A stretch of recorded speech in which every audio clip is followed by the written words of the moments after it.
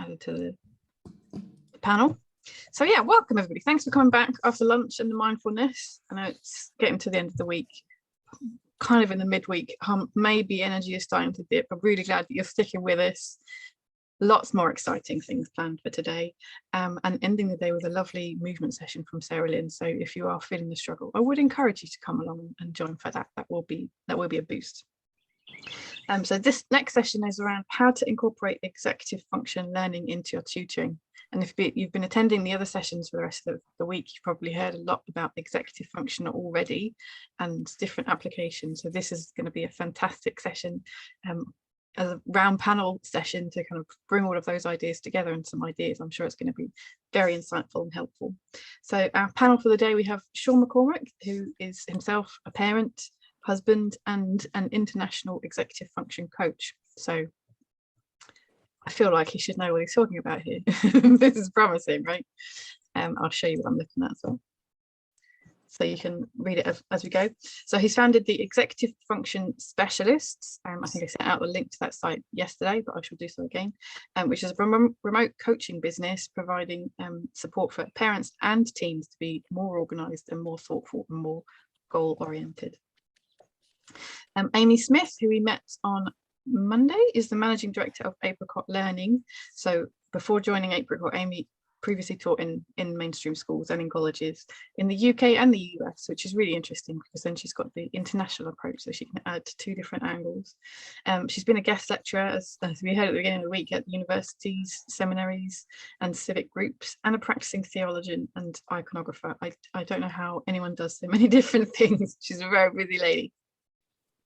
And Kate, who's been delivering our neurodiversity CPD sessions through the week in the mornings, and delivered a fantastic session this morning I was listening to. She provides expert support and guidance for parents and teachers. And with over 20 years of experience, I absolutely love the way that Kate describes her approach as being centered on that specific individual with no labels and no boxes to fit in. What does that specific person need? What challenges is that specific person facing, and how can they best be supported? So that's very interesting. I'm looking forward to hearing from everybody. I hope that Amy will be able to join us, but if not, I'm sure we'll still have a fantastic discussion. So thanks guys for joining us. Hello. Hello. Thanks for having us. Appreciate it. No problem, no problem. So first up, as we go, if you guys, as you're listening, if you have any questions, you're very welcome to keep posting things in the chat, and we'll be collating questions for you as you go. We've got a couple of prepared questions that we would like to ask, and yeah, Jack is the chat king, so he'll be all over the chat helping you and directing you. So the first thing that perhaps people might not have heard, I'm sure at this point we've heard the phrase executive function in the festival, but for people that don't know what we're talking about, can we have an introduction to what is executive function? Would you like to go first, Sean? We haven't met you yet today. Sure. Yeah, I mean, there's a lot of ideas thrown around when people talk about executive function. I think the most important one I think of is that they're kind of like the collected tools in our mind and body that allow us to reach our goals. So I came up with this acronym, they're positive skills. And so, because I was trying to memorize all the different areas that allow us to reach our goals. So positive, what I came up with stands for your planning skills, your organization skills, your self-awareness and self-management skills, your inhibition, so your ability to avoid things that would prevent you from reaching the goal. Then T stands for task management. And then now I'm forgetting the other I, because it's like I'm still trying to remember this whole thing, but the I is something that's going to come to me in a second. The V would stand for visualizing like your goals in the future, so you can kind of create a story or a pathway to reaching them, as well as verbal and nonverbal memory. And then the E would stand for evaluating priorities. So I came up with that because there's so many different like executive function skills, but that was a way for me to kind of remember it. And let me get back to the other I in a minute when it comes to me. No worries. Yeah, Jack pasted those in the chat for us. I split them in very much using the same skills, but I split them into two lots. There's the executive functioning skills for selecting and achieving the goal, and those are your planning and prioritization, your organization, time management, working memory, and metacognition. What did I do? How did I do it? Why did I do it? Did it work? And then the other 6, so that's the first 5, and then there's 6 that go for guiding our behavior so that we can achieve those goals. So it's about setting the goal, and then how do we achieve the goal? And to achieve the goal, we need to control our response inhibition. We need to have emotional control. We need to sustain attention. We need to be able to start the task initiation. We need to be flexible because it doesn't always go to plan. And we need to have some goal-directed persistence. So we need to be able to drive forward to that goal, even if that goal is, I'm going to sit and learn spellings for 20 minutes, whatever it might be. That goal can be tiny. I'm going to sit still for 5. You know, that's still goal-directed persistence. So that's how I split the executive functioning skills. I love it. Yeah. It's not, I mean, there's so many elements to it. I think both examples show that there are so many things to it. Even by itself, it's a lot to think about. But yeah, understanding the collection can give you a better understanding of how it works. I think even just sitting still for 5 minutes would be quite a challenge, actually. Yeah.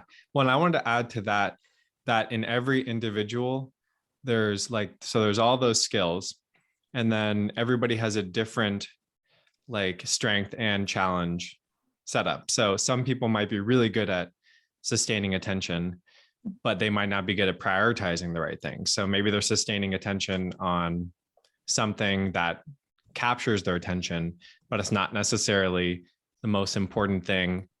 It's not the most important priority. So maybe someone's better at evaluating the priorities, and they know okay, I got to work on this, but they can't sustain their attention. So there's going to be different executive function makeup. And that's where I think a good coach or learning specialist or whatever you want to call it is going to be able to evaluate oh, you're really good at this, but we need to work on this. So maybe we need to use a timer, or maybe we need to, do some meditation before we start working, or whatever is going to help them compensate for the challenge that they have, because nobody has perfect executive function. Yeah. Except for, yeah, go ahead. Well, none of us do. And these are skills that we develop as individuals between the ages of 4 and 20, is my understanding of it. And they say, well, these skills develop over time. Yes, they do. They are impacted obviously by the environment that you're in, because it's that old thing, if you don't use a muscle, it doesn't get any stronger. And it's very much a case of going, well, what am I good at? What do I struggle with? How can I use what I'm good at to support what I'm struggling with? And also, it's like anything developmental, we don't grow like that. It happens like this. Sometimes it does that a bit. And I think I don't know what Sean thinks, but I'm very much of the opinion, from what I'm observing, is that the lack of opportunity because of COVID has actually impacted on reduced executive function, or lagging executive functioning skills. I don't say lacking, I use the word lagging deliberately, lagging executive functioning skills, because of the lack of opportunity to develop some of those skills because of the impact of COVID. And then, you've got anxiety and all of that sort of stuff thrown in as well.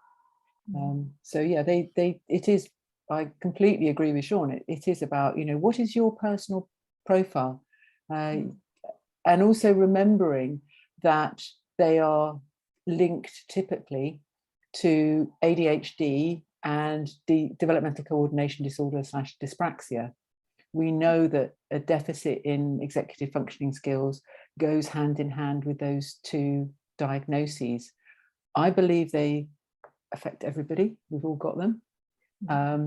And linking them to, if somebody's got an ADHD or a DCD diagnosis, dyspraxic diagnosis, actually the people around them, there needs to be an understanding that on the whole, that, and this is a broad generalization, which I hate, but actually research backs it up, is that their executive functioning skills are 2 years behind their chronological age.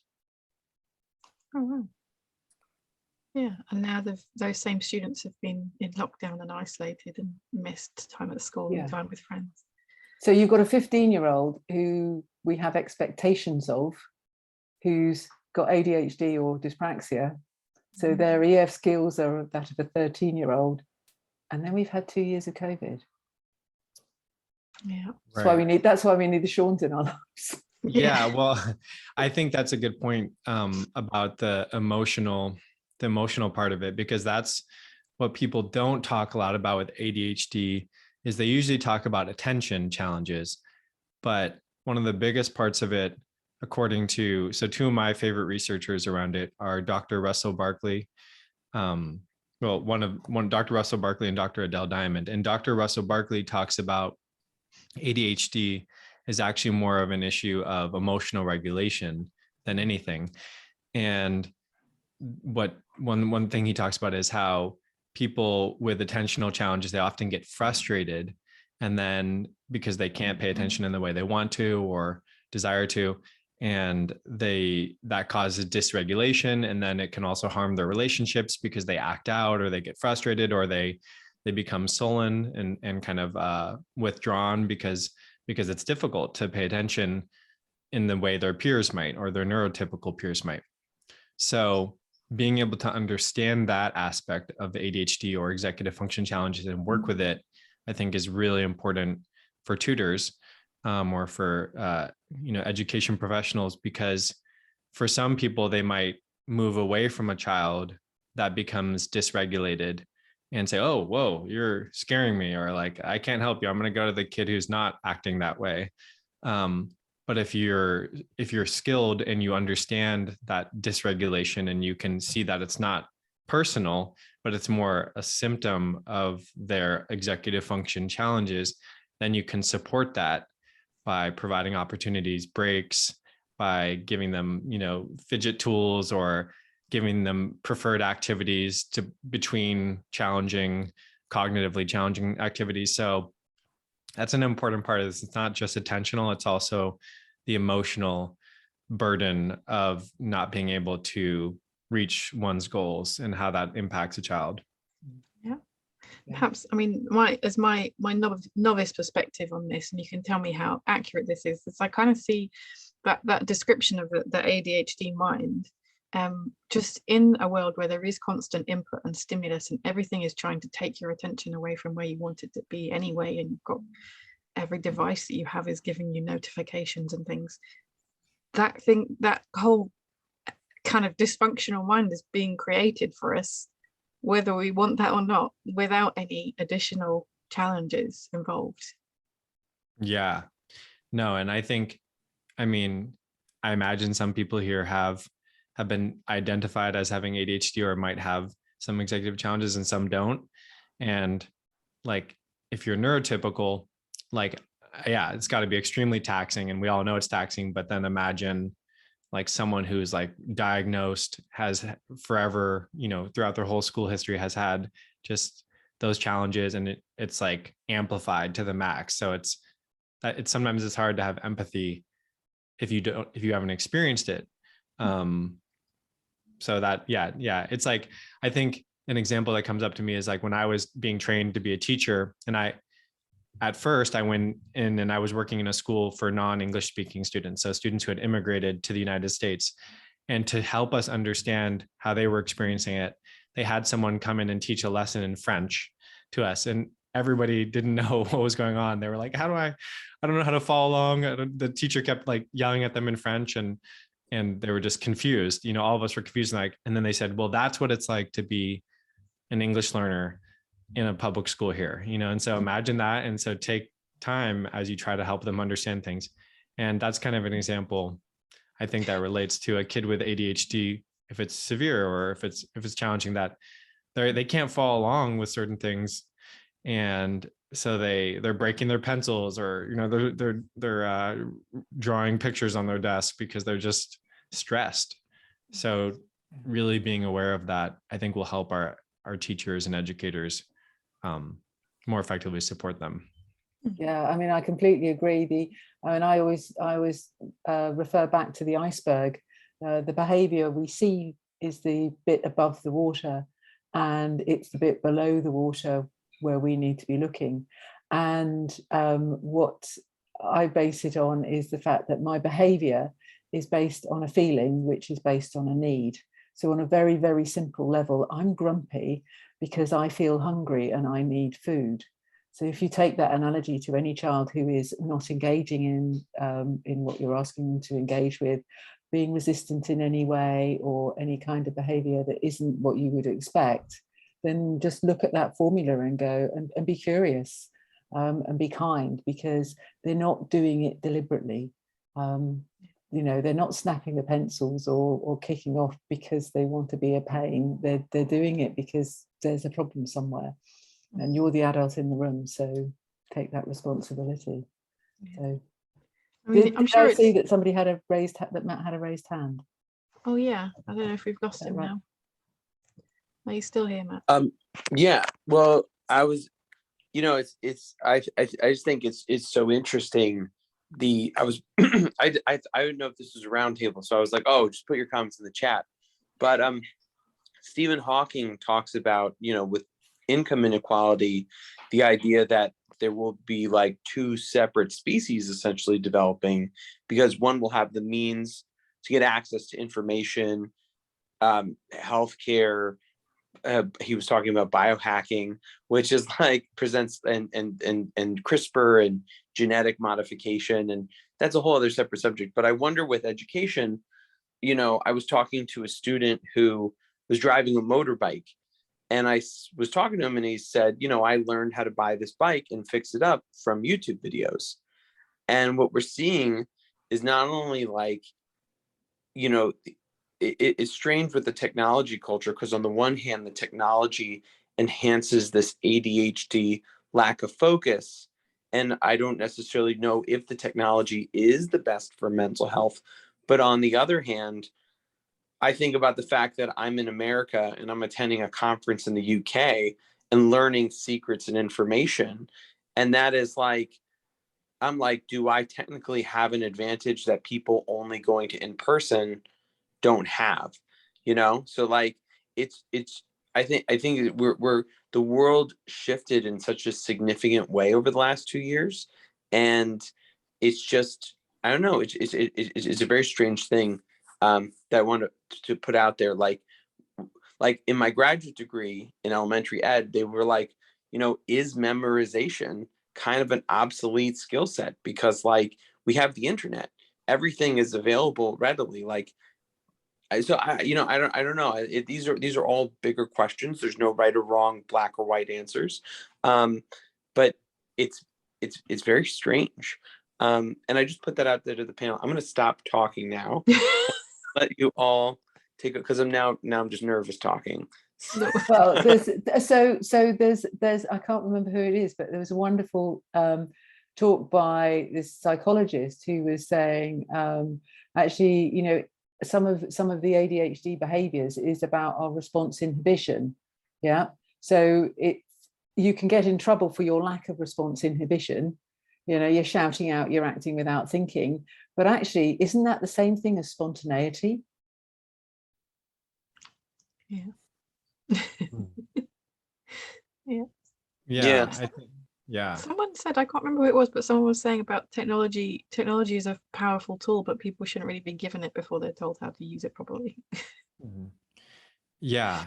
Well, I want to jump on what Matt is saying, because I think it's really important. And that's that, like, I think of technology in the same way that I think of like compound interest. And it's like when compound interest is working in your favor, it's the most powerful tool in the universe, right? It's like your wealth is expanding, but when it's working against you, when you have credit card debt, it's like putting you further and further in debt. So I think that technology is vital. It's one of the key parts for kids with attentional challenges, for anybody, but especially for kids. So like going back to what Kate said about the COVID, like my business is remote and we help kids learn how to manage school remotely through online learning. And so we teach them, because we're remote, we have to teach them, they have to share their screen. We have to walk them through how to use, Google Tasks and Google Calendar and Gmail and all these things. And so we teach them technology skills that they were missing. And it's often life-changing for them, because they realize, like, wow, I didn't know that I could just pop open this taskbar on my Gmail and I could put all my priorities in here and I could drag them into my calendar and I could set up templates in Gmail so I could request my accommodations and I don't have to type out the whole email over and over.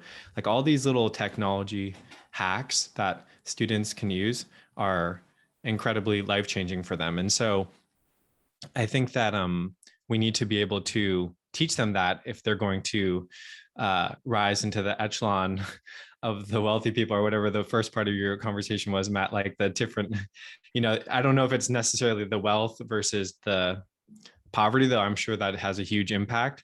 But I think the difference when you look at people who are going to advance into the 21st century and be able to be successful in our changing landscape is their ability to leverage the technology around them and to build relationships like this without necessarily being in person, or not, and so that being able to leverage technology effectively is a huge gift we can give to our students. I absolutely agree. It's when somebody comes to me for an executive functioning skills profile, it's the recommendation that is always given is the engagement with technology in a way that works for that person of that age, which is why people like Sean are just so invaluable to students to skill them up, because they don't have time. Often the parents aren't aware of this stuff, or actually it's much easier learning this stuff from somebody else who isn't your parent. And also the schools don't have the time to teach them. They just want them to function. So to have a third party who can help them, who is there to guide, advise, not judge, support when it all goes wrong, that's just life-changing. And it, if we go back to the idea that these are skills that are lagging, and actually we need tools in the same. It's exactly the same. If I can't see the board without my glasses, give me my glasses. If I can't organize my life and organize my work without technology, give me the technology. It's a reasonable adjustment in this world of equality. Yeah. I mean, I wonder how many people here have worked with a kid who, and I'm just going to use Google Classroom as an example because I know Google is one of the most widely used applications for students in the world. But how many kids don't know that on Google Classroom, there's a to-do list that has all their assignments like listed out by date if the teacher put the date in. Some teachers don't put it in, which makes it really hard on kids to know when something's due and prioritize it. But many kids don't even know that they could just click on this little tab and it has all their assignments listed out by due date. And it says what's missing and I've worked with kids who have hundreds of missing assignments because they just didn't know and no one ever talked to them.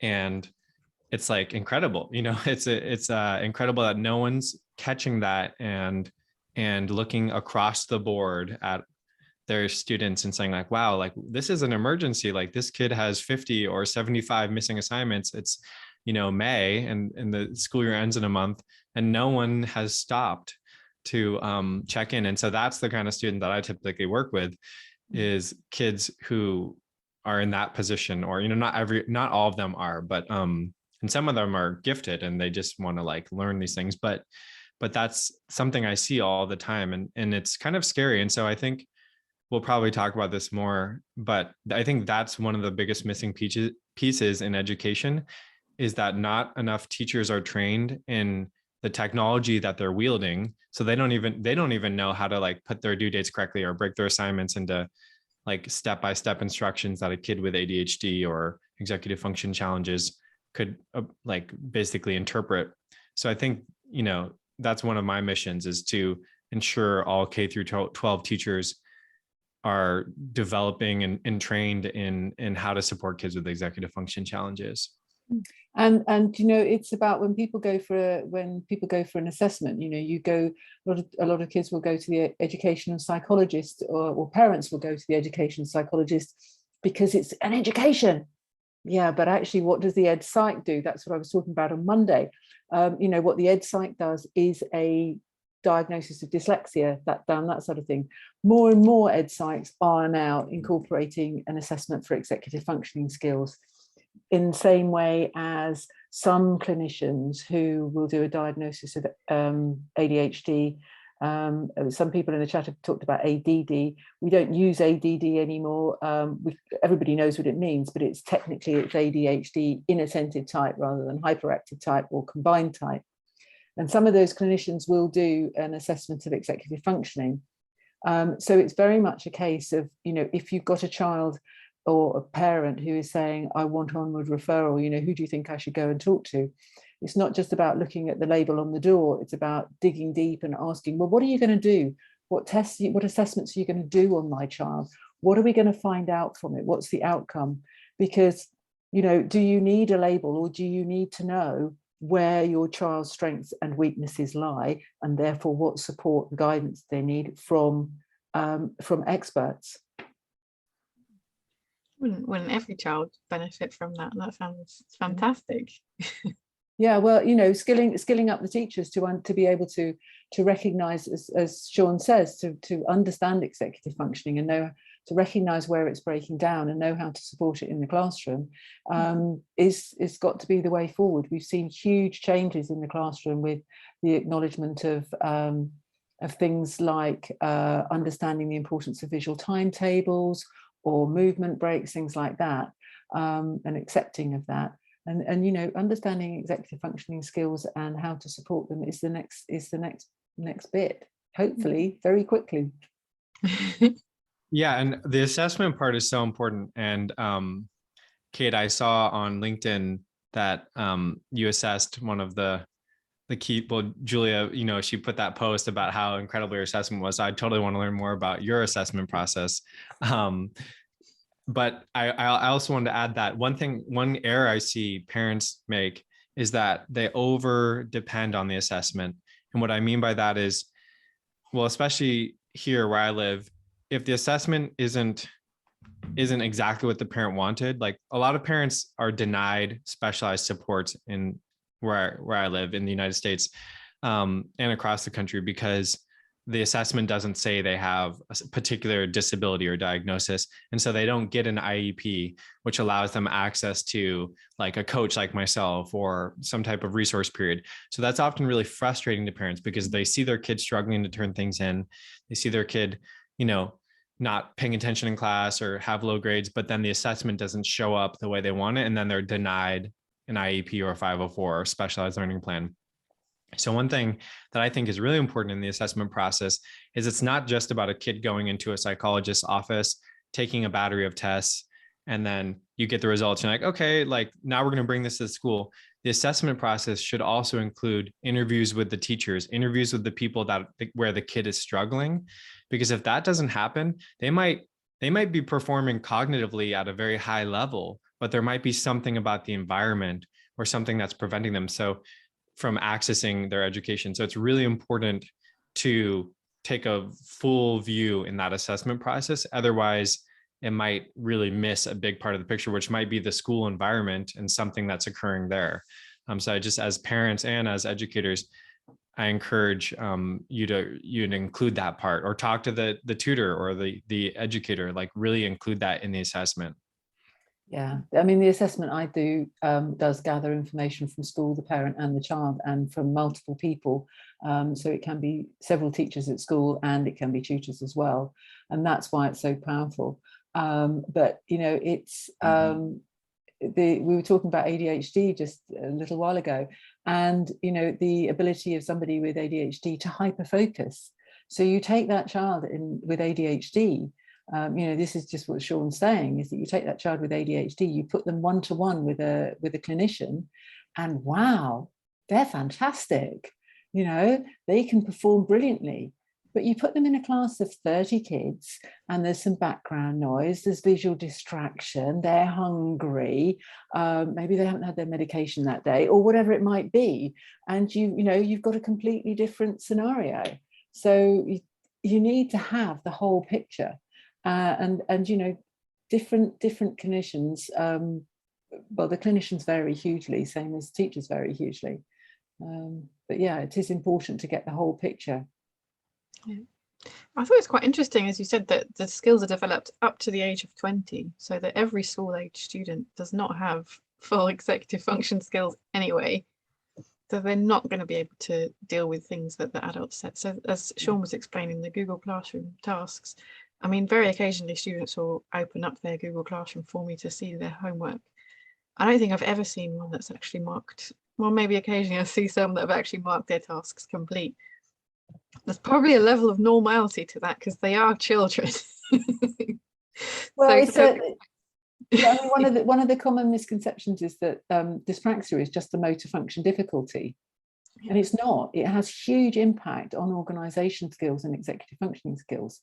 So, if you've got a child who's got a motor function difficulty, they haven't just got the motor function difficulty is about organising the movement of their body. Yeah. So it's about organisation. Yeah, it's about organising my hand to form the letters to write the words, or organising my legs so that I can kick that football or whatever it might be, or run. So the impact is across the curriculum.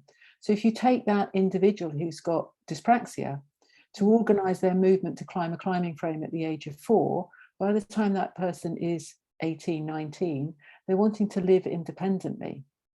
So they've been through the school system and maybe they've been well supported through the school system, but actually now they want to live independently, go to college, live alone, do their washing, do their shopping, attend lectures, all of this sort of stuff, use a knife. There's so many different skills that are needed that these are developing skills. So for that 18, 19-year-old, if they've got weaknesses in their executive functioning profile, those need to be recognised and supported for that individual to be able to have that independent life successfully. Yeah, I love that. Oh man, I can't believe I only asked you one question. Yeah. I love this. But there's been some fantastic conversation and there's some wonderful discussions happening in the chat. People are supporting each other. The next question I was going to ask you, I think actually you've been answering quite significantly, which was how well executive function is understood by tutors and by schools and by parents and by students. So you kind of were addressing that when you deliver an assessment or profile or advice. How is that actually even received? Do people know what it means? Yeah, I mean, I can jump in here. So I think that some people understand it really well. I mean, clearly Kate has a depth of knowledge in it, which is, I'm learning a lot right now, just being a part of this. And there's other people out there who really understand it. But I think the general public typically does not have an awareness of it. I think we talk a lot about goal setting and things like that, but I was a public school teacher for 5 years, and I don't think I ever noticed hearing the word. And someone might have mentioned it, but it never really came up in my work at working with kids with disabilities. So it's not that out there. But then when I started working privately, it came up all the time, and I was like, wow, like this is the biggest issue I'm seeing over and over. And so I built my business around supporting this specific niche of student challenges. So I think in the disability awareness education intersection, it's a big issue, especially for the private providers and the neuropsychologists and the people doing assessments, but definitely not well known enough in education. And because of that, it's a huge opportunity in terms of support. Like if you're someone who can help kids with this, there's a ton of opportunity. Like I have more clients than I could possibly serve, individually in my business. And that's because there's just so much need for it, because the public schools are not addressing it appropriately. And so parents are turning and they're looking for answers and they're Googling, like, how do I find an executive function coach? Because they need it. They realize that just once focusing on one subject isn't enough for their kid. They need someone who can help like them manage school, who can help them email their teachers, who can help them like set goals and track their progress. They need that. And so if you're an educator and you're a tutor here looking to expand your professional development repertoire, then it's a huge opportunity for you to address a very significant need and change kids' lives. I mean, Kate, I don't know about you. I'm sure you've had this experience. I'd love to hear about it. But I get like families that are like immensely grateful. Like I have families, I let them leave it in a Google review so people can find us, but they're like, this has been the biggest change in our life in the history of our education. Or they're like, our family is finally connected again because I'm not nagging my kid all day about getting the homework done. Like the love and appreciation that we get in my business just for addressing this need because it hasn't been addressed is incredible. And it feels great. It feels great to be in that position where you're basically providing access to school again when it was so challenging. So to answer the question, I do not think it's well known enough in schools. And so it's like, it's like the private sector innovating to bring the public forward. I think that's was going to happen right now.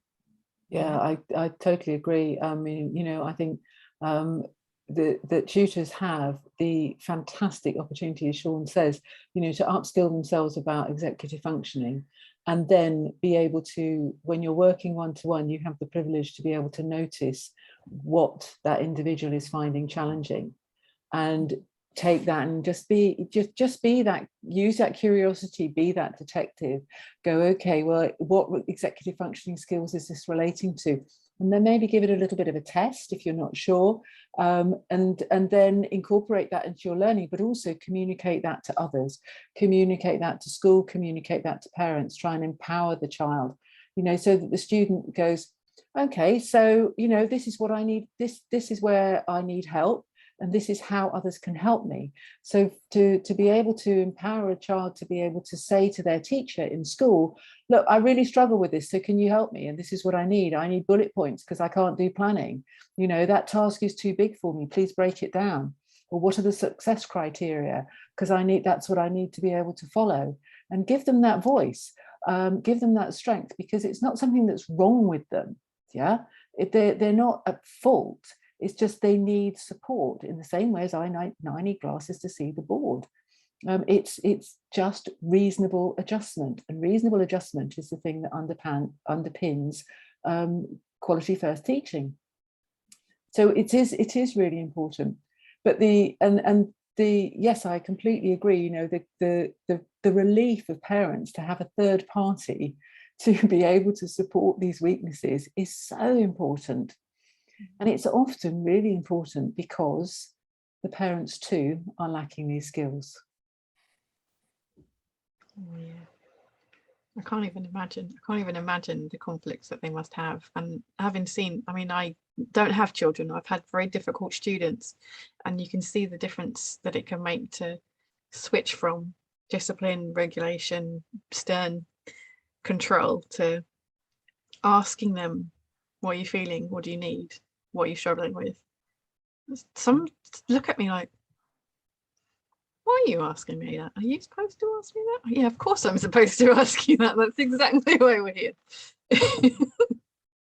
Yeah, it makes such a difference. And it's also, I think there is the opportunity for tutors to say, okay, so you've asked me to tutor your child in this subject, but actually I've noticed this, that, and the other. So can we have regular, 20 minutes 3 times a week or whatever it is, as a check-in, as that mentor, to be able to support and build those skills. As Sean says, it's a business opportunity, and you're providing a fantastic service that is so needed. Yeah. Well, I know myself that it is a steep learning curve, and there's so much more that we can learn, and there's so much more being discovered as we go. But at a certain point when we start out on this learning journey, we kind of realize how much we don't know. And it can be a bit daunting to approach students thinking, am I even doing the right thing for you? Is there like a guidance for these students, I think, well, I'm just going to contact you guys, to be fair, but for tutors who are dealing with students and don't really know if they're doing the right thing, and it feels like what they're doing isn't really supporting them, is there a good first step that they should take to make sure that they're not making things worse? A really good resource is Smart But Scattered by Dawson and Gare. That's Guare, Peg Dawson and Gare. The Smart But Scattered books give a really good understanding of executive functioning and break them down. That's a really good place to start if somebody wants to build their knowledge. I don't know if you're familiar with them, Sean. Yeah, no, definitely. Their assessment, we actually built our kind of questionnaire assessment based off of their assessment, which kind of goes through a series of like questions like, does your child have trouble focusing? Do they submit their homework? Like all different things. So yeah, that's a definitely great resource. They also have, or Peg Dawson does online trainings too. Like I just had one of my team members do a 90-minute training of hers where she teaches how to assess for executive function challenges. So definitely a great resource. And I wanted to ask, was the question, what should the family do or what should educators do? I think what should the tutors? I mean, I feel sometimes like when I first meet with her family, and they'll sometimes, you know, when they give you their introduction to their child, they'll say he's a bit difficult, or she doesn't really like maths, or well, I know that probably the reality isn't that your child is difficult, and they certainly haven't turned up here to ruin my day, but like, what do they actually need? Yeah. One thing that I ask, like, so when parents come to me, I usually they want to start by dumping all the things that aren't going well. And so what I do is, before they start that process, I say, hey, before we get started, I have a few questions I wanted to ask, so I can understand your goals better.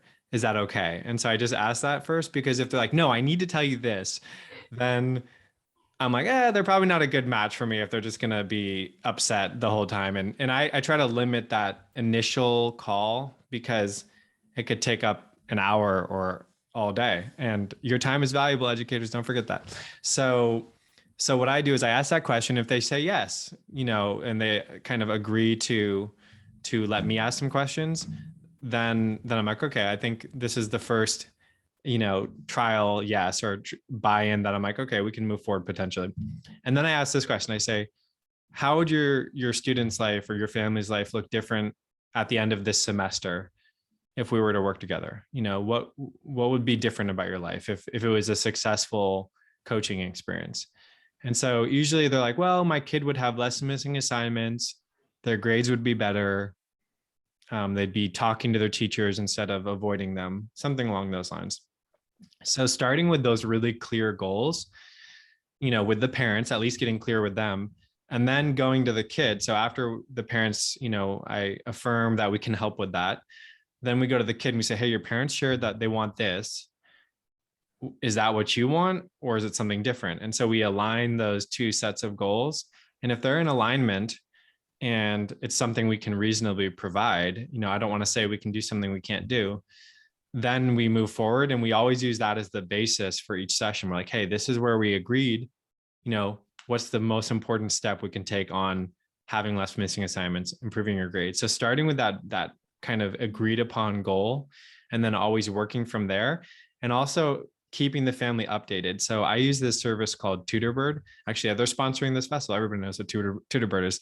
So I use that to send a note every day, like, hey, we agreed these were the goals. Here's what we did today to work on that. Here's the strategies we developed. Please provide any feedback, And so I keep the family informed every step of the way so that they can give feedback throughout the process. And it's not like they get 6 months, they've paid $5,000, and now they're like, wait, I thought you guys were working on this the whole time and you were doing this. We don't want that experience. We want people bought in every single step of the way. So I think that's what I would recommend in terms of, if you're an educator, like really get clear on those goals first, make sure the kids bought in, and then make sure you're updating the family and involving them throughout the process so that there's kind of good feelings around by the end of it. Yeah, communication is definitely key. And not making assumptions. I hate when I realize that I haven't maybe been communicating as well for a while, and then I get a message from a parent saying, I've got a school report, can we discuss it? Yep. What would you like to say? Yeah. No, Oh, those are so tough. I know. That's one of the most stressful things, when you think you're doing everything right, and then you get an angry parent, and that is like distressing to my heart. So I do everything in my ability to avoid being in that position, by being super upfront, even though it's uncomfortable, right? But it's better than that late night text message like, why does my kid have this screenshot, like, I thought you were working on this. Oh no, don't want to be in that position. It's not always even accurate. I'm sure I had one earlier in the year that was, the report wasn't grades, it was behavior, and the letters were associated with behaviors, so it looked like bad grades. And when I read it, it said, this is actually a very good report. Have you just panicked and then phoned me? Yeah, lovely. Are there things, I realize we're nearly running out of time, but I thought it would be nice to kind of close up with some, I mean, you've already given us lots, but some top tips for things that we can be doing as tutors with our students to better support their executive function, and the understanding that they're still building it. I would like to go for that. If you start with Kate. So I would be, I would say start off by looking at resources like Smart but Scattered, so that you're familiar with the different executive functioning skills and what they look like at different ages, because these weaknesses, as we say, they go across time, and how things are going to present in a 7-year-old are going to be different in a 15-year-old. So have those, be aware of those differences, and then just watch out for them, have them stuck on your wall, so that if you're seeing a behavior that is challenging or just not engaging, stop and wonder why. It's always asking that question, why is this child behaving like this or not behaving like this? What is it they're struggling with? It's always important to look at if there is an element within what you're asking them to do that is providing that is being that barrier. Yeah. And is it that they don't know the key vocabulary, or is it that the process of handwriting is effortful? What can you do to remove those barriers? And so by looking at the different executive functioning skills and where they might be breaking down, what do you need to do to help them? I work on very much on the model where you need to, there's sort of 3 elements. There's modifying the environment, and then breaking the task down, and then providing the reward. Modifying the environment might be all sorts of things. So yeah, just be curious, but be informed. I love that. How about yourself, Sean? What would be your top tips for the tutors in supporting executive function? Yeah, that's a really, really good question. I feel like there's a lot of different ways you could go. I think what I would recommend is, first thing is like, try to take some type of baseline data in your practice, because oftentimes you'll do a ton of work with a kid, but if you don't have a baseline to reference, then you get 6 months in and the kids made huge improvements, but the parents might be in that deficit mindset, and they might be like, oh, it's still not good enough. Or maybe that's just kind of a narrative that they've created because school has been so challenging. So I would say, like, take some baseline data, whether it's like number of missing assignments, or just take a screenshot of their grades or their marks or whatever it is. Try to take something like that and establish a baseline. Or even you can do that inventory that Kate referenced, the Smart but Scattered inventory. You can take just their level of confidence around submitting things, asking for help, things like that, and then reassess that 3 months in, 6 months in, and say, like, look, you've gone from here to here. Or actually have the kid self-monitor their progress and say, look, you said you were, mortified at emailing your teacher when we started, and now you're comfortable doing that, you know, and that's a really good conversation piece for what I call the family team meeting, where you involve the student and the parents and you guys all discuss progress, which I think is an important part of the process. So I think number one, you know, doing that baseline data is really important. And it doesn't have to be complex. It could just be a printout of their grades or work, you know, habits when you start with them. And then number two, I would say, is have kids write down their goals and help shape them into SMART goals.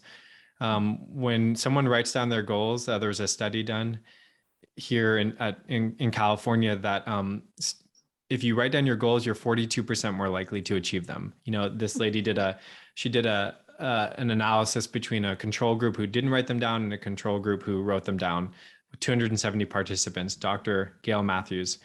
And yeah, so writing it down, getting clear, like, and, you know, on exactly what you want achieved, you know, and sometimes you won't achieve that, you know, or maybe you'll achieve something different, but just trying to get really clear is going to significantly increase the possibility of reaching that goal.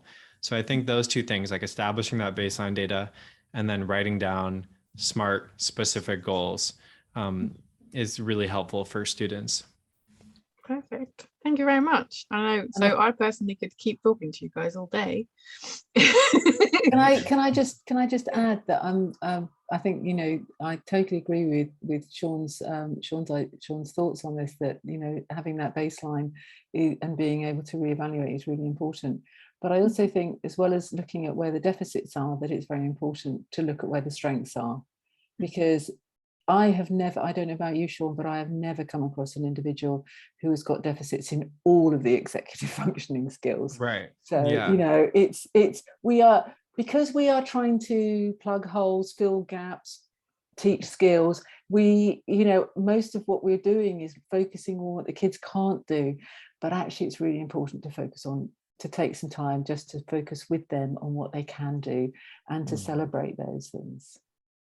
Agreed. Yeah, that's so important. Yeah. A lovely positive note. I like that. Thank you very much. I genuinely couldn't keep this conversation going all day, but we have many more things on the schedule, so I'm probably just going to have many more conversations in the future. Thank you very much, both of you. That was a really interesting discussion. Yeah, loads learned and loads of reading material for me here, I think. You're welcome. Thank you for having us. Thank you for having me. I appreciate it. It's great to be here. Likewise, been an absolute pleasure. Thank you. Perfect. So I am feeling very happy now after that lovely chat. We're going to move into a wonderful session from our sponsors. So the sponsors for today are SuperProf. Thank you very much. And I believe we have Zainab here. Yeah, hi, to introduce SuperProf. Hi, welcome. Thank you very much for sponsoring the festival. Thank you for having us here. You're very welcome. It's a pleasure. I believe you're going to tell us more about SuperProf and how we can all work with you. Yes, definitely. So I'm Zainab Siddiqui and I'm a customer relationship manager at SuperProf.